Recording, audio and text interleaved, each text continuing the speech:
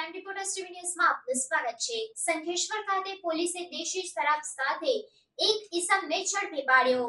ગુજરાતમાં કેફે પદાર્થો પીવા વેચવા પર પાબંદી હોવા છતાં પાટણ જિલ્લામાં કેફે પદાર્થો પકડાયાના બનાવો અવારનવાર પોલીસ રેકોર્ડ પર નોંધાય છે, ત્યારે આ વર્ષ દેશી શરાબ સંખેશ્વર પોલીસે ઝડપી પાડ્યો।